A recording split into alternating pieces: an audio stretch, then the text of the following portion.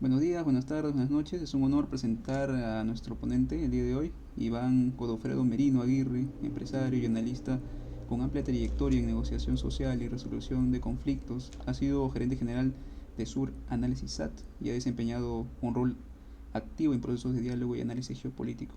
En el ámbito político fue pieza clave en la elaboración y dirección del plan de gobierno que llevó a Pedro Castillo a la presidencia del Perú y ejerció como ministro de Energía y Minas en el año 2021. Su experiencia y compromiso con la soberanía nacional le ha permitido abordar con profundidad temas estratégicos en el país.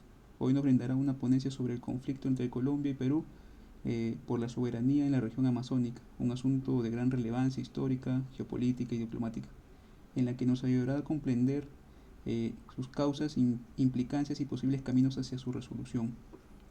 Les invito a prestar mucha atención y participar activamente en este espacio de reflexión, allí comentando, dejando sus comentarios. Con ustedes el señor Iván Merino Aguirre. ¿Cómo está? Hola, buenas noches a todos. Y bueno, esta vez voy a opinar sobre lo que pasa ahorita entre Perú y Colombia en la Amazonía, pero desde una perspectiva quizás diferente a lo que la mayoría está acostumbrado. El, la historia generalmente en nuestros países, tanto como en Colombia como en Perú, es una historia de cáscara, eh, donde solo toman individualidades y cronologías que ponen de héroes a criollos principalmente y a urbanos pertenecientes a las élites. Y se olvidan de los procesos y de las causas estructurales de todo este devenir. El producto de ello se tiene una historia bastante conservadora y eso es lo que con esos criterios se instruye a los chicos en los colegios. Yo he revisado los libros y yo también los tuve de colegio y es un conjunto de fechas, nombres y hechos en lineales que no explican nada, ¿no? Y que mantienen el status quo y los problemas estructurales que todos podemos observar. Entonces, para el conflicto peruano-colombiano, primero hay que analizar caso por caso. Y en este caso comenzamos con Colombia. Colombia es un país que antes era la Nueva Granada, con el Virreinato de Nueva Granada, cuyo centro principal es Bogotá, y desde sus inicios como virreinato y después como independencia, entre comillas, en 1810, solo suscitó un cambio de poder entre las élites peninsulares que trasladaban el poder a las élites criollas. Con criollo me refiero a los descendientes de los peninsulares y a los mestizos también generados, pero con preponderancia de los descendientes de europeos, ¿no? Este grupo eh, que generó la independencia porque no le permitían acceder al poder los peninsulares, mantiene sus prerrogativas a lo largo de todo el siglo XIX. Tanto así que hay una época conocida en Colombia que se llama de la hegemonía, que comienza más o menos alrededor de 1870 y termina en 1930, justo en el periodo de cuando el Perú entrega el trapecio amazónico con la ciudad de Leticia a Colombia. A diferencia de Perú, Colombia no ha tenido ningún proceso de reforma agraria, no ha tenido revoluciones sociales que hayan cambiado la estructura, ni gobiernos que hayan incidido en eso. Ha habido una continuidad desde su independencia hasta antes de Petro de pactos entre las mismas élites para gobernar este país. Producto de ello tenemos a Colombia como uno de los países con menor movilidad social en toda Latinoamérica. La movilidad social es aquella que te permite, a través de educación, tu esfuerzo o la meritocracia, etcétera, y tus habilidades, lograr mejorar tu situación, cosa que en Colombia es bastante difícil. Las élites tradicionales se mantienen, inclusive hay la figura de los pura sangre, que es un concepto europeo trasladado a América Latina, donde ellos siguen siendo los que gobiernan, ¿no? Salvo el gobierno socialdemócrata de Petro, que actualmente está en el poder ejecutivo, siempre ha sido gobiernos conservadores en lo social y algunos liberales en lo económico, ¿no? A su vez, las mayorías colombianas, principalmente afrocolombianas y andinas, han sido siempre relegadas. Si ustedes ven el conjunto de presidentes que tiene Colombia, son todos criollos. Y en 1800, a fines de 1800, esta república también controlaba la zona de Panamá. Los europeos primero y después Estados Unidos ponen sus ojos en Panamá y Estados Unidos hace lo posible para sacar esta provincia del Estado colombiano. Pierde entonces Colombia, Panamá, y Estados Unidos busca compensar de alguna manera a Colombia al respecto. No lo podía hacer con Venezuela, no lo podía hacer con Brasil, menos con Ecuador. El que quedaba era Perú. Paralelamente, Perú seguía como hasta antes de 1968, era también una república gobernada principalmente por criollos. En esa época, en 1900, los primeros años de 1900, la presencia de Perú en la Amazonía era principalmente por los empresarios caucheros. Los empresarios caucheros que se habían metido al negocio de la recolección de caucho, no la siembra, sino la recolección, desde finales del 1800, por la demanda internacional que había eso, porque ya se habían instalado el proceso de vulcanización y las llantas eran necesarias para todo el sistema de transporte, principalmente de automóviles. Estos empresarios peruanos, criollos, van a la Amazonía y eran principalmente comerciantes y después se convierten en caucheros y comienzan a explorar la Amazonía y a explotar el caucho con apoyo de mercenarios locales, inclusive con personal que importaban del Caribe, principalmente de la isla de Barbados. ¿Qué es lo que sucedía? En Iquitos, que era el centro logístico, por así decirlo, comenzaron unas 4 o 5 casas, empresas, les dicen otros, a entrar e integrar todo este negocio del caucho, ¿no? Uno de ellos es la Casa Arana, que comienza a trabajar en toda la zona del Putumayo y el Caquetá. Y otro caso es el de Fitzgerald, que comienza a trabajar en la zona de Ucayale y Madre de Dios.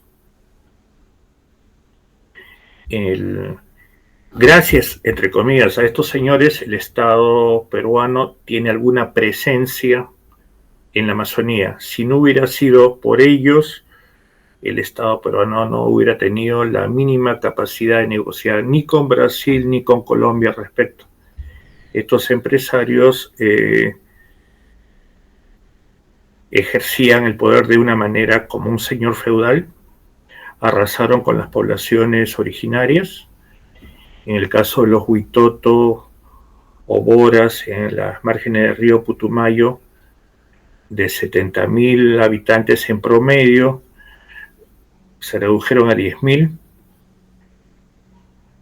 porque el trato era completamente inhumano y había el procedimiento de endeudamiento perpetuo, o sea, las casas se entregaban a las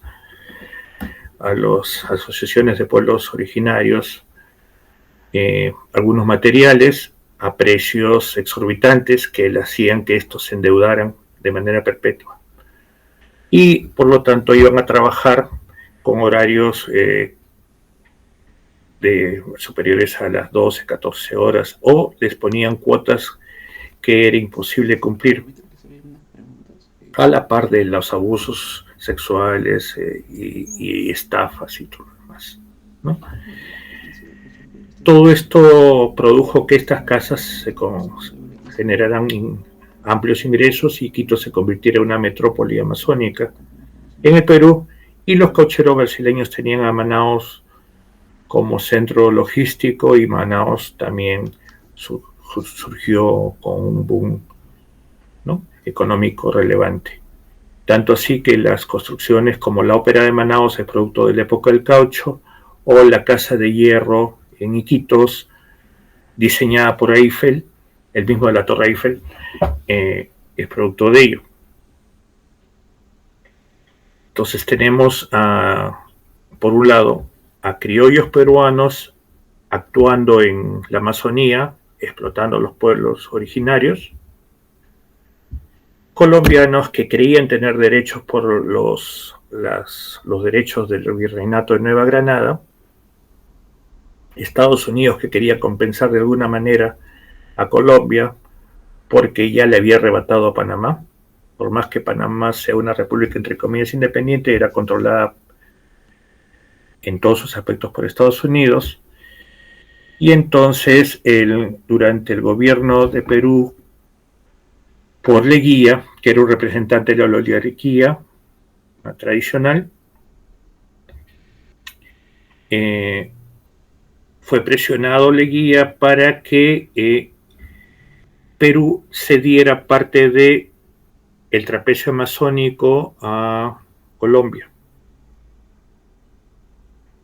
Y entonces firman un tratado, creo que el año 22 o 23, 1922 o 1923, pero Leguía, sabiendo que ese tratado se había hecho sin consulta popular y sin consultar a los empresarios iquitos, sin informar ni al Congreso peruano, lo tiene escondido, por así decirlo, hasta 1928, en cuya en una tarde, antes de Navidad, lo saca al Congreso para que se apruebe, ¿no? Y se aprobó. El Congreso colombiano, una vez aprobado este tratado, Salomón Lozano lo aprueba también, y el Perú en 1930 comienza a entregar todas las tierras, ¿no? Y hay un desplazamiento de peruanos que vivían en esa zona, mi abuelita entre ellos, a Iquitos, ¿no?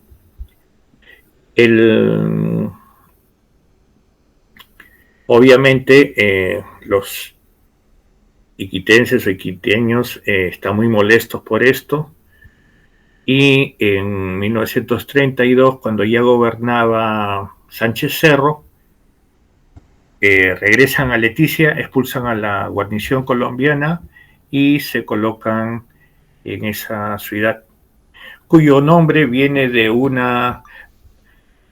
antes se llamaba San Antonio, pero un ingeniero peruano, en honor a una de las chicas que le gustaba de Iquitos, Leticia Smith, le coloca y cambia el nombre de la ciudad por Leticia. Bien, se establece un conflicto con Colombia. Estados Unidos no quiere problemas en su patio trasero, por así decirlo, y presiona al Perú para que se cumpla lo que el Tratado de Salomón Lozano decía. Y el Perú vuelve a a los límites que señalaban ese tratado.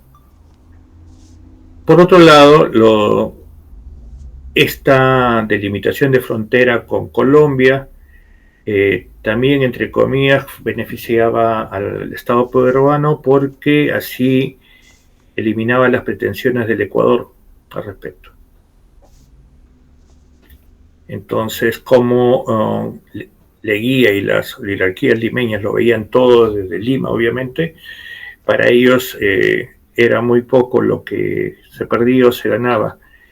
En total son más o menos 100.000 kilómetros cuadrados el cual Perú pierde en esa negociación, ¿no? Y el tratado es muy explícito, donde la actual isla de Santa Rosa, que está justo al frente de Leticia, es peruana, y el puerto de Leticia es colombiano. Obviamente, los que han visitado la selva y saben cómo se comportan los ríos no son estáticos, los ríos se van moviendo de un lado u otro a través de sus márgenes, a veces cambian de curso. Esto sucede en todas las planicies del mundo, ¿no? Por ejemplo, el río Amarillo ha cambiado a lo largo de los siglos infinidad de veces su curso y ha desembocado en otros lados. En el caso del Amazonas sucede lo mismo.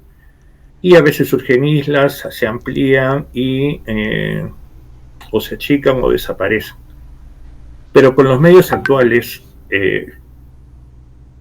con los sistemas satelitales y todo lo demás, es obvio que se sabe muy bien dónde están tus límites.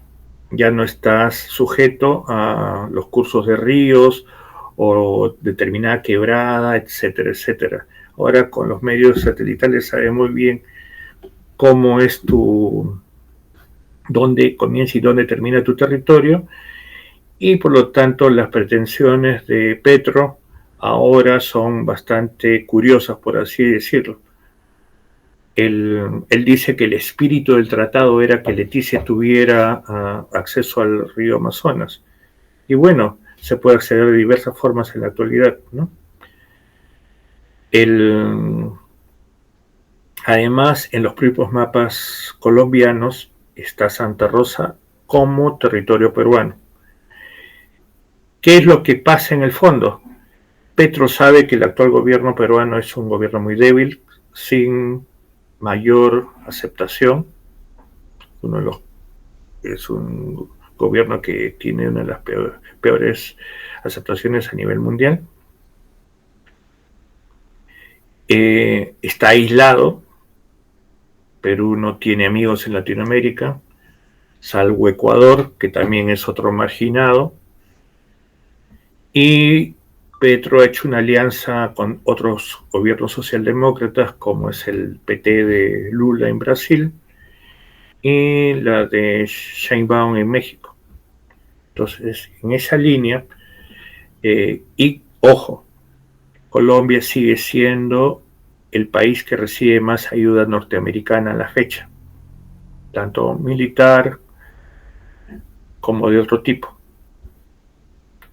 por también porque también también tiene límites con Venezuela, ¿no?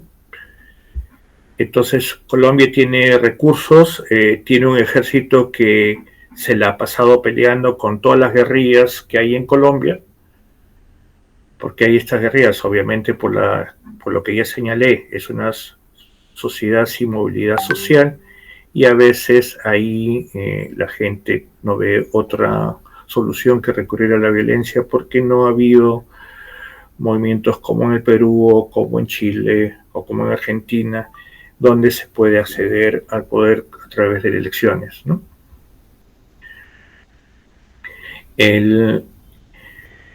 Esta es la situación.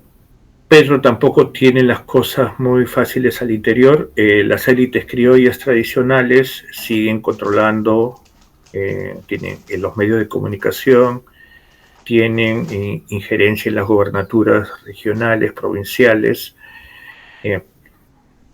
Colombia no es un país muy centralizado como Perú, tiene amplios centros urbanos como Medellín, Cali, Barranquilla, Cartagena, que hace que estas burguesías locales tengan mayor poder que sus pares de Trujillo, Arequipa o Cusco, por ejemplo. Y ahí es donde las élites locales tradicionales colombianas mantienen sus privilegios y también tienen amplia presencia en las Fuerzas Armadas, cosa que ya no sucede en Perú. En Perú el ejército es un ejército conformado por personas de extracción popular, con oficiales de extracción popular. En el caso colombiano no es así. La oficialidad todavía se mantiene ligada a las élites y producto de la guerra interna que tienen en Colombia, tienen un ejército que está en permanentes operaciones y tienes personal con capacidad de establecer una guerra, ¿no? Con relativo éxito. En el caso peruano tenemos un ejército desarticulado, con bastantes limitaciones, pero la probabilidad de que hubiera un conflicto armado es bastante reducida porque nadie quiere ello. Ni Brasil, que es el guardián de turno, por así decirlo, que también está un poco aislado, ni la propia Colombia ni el propio Perú, porque eso significaría un gasto enorme con pocos resultados, por así decirlo, porque ambos estados, tanto el peruano como el colombiano, tienen poca presencia en la zona. Colombia mucho más. Muchos peruanos de los alrededores van a estudiar a colegios colombianos e inclusive brasileños, ¿no? Perú tiene bastantes limitaciones para llegar a ese lugar y su presencia estatal es mínima. Entonces, trasladar ahí contingentes militares sería completamente oneroso. Esa es la situación que tenemos ahí.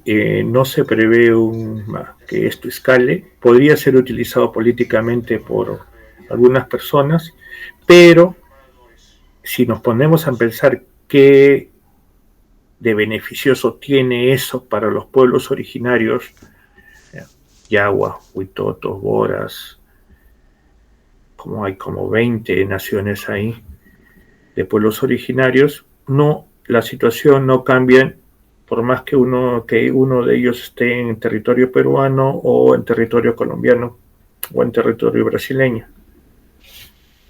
La situación de ellos se mantiene estática. Ven a los estados, tanto el estado colombiano como el estado peruano, como otro. No lo ven como parte de ellos mismos, lo ven como un ente que interfiere en sus costumbres, en su forma de ser.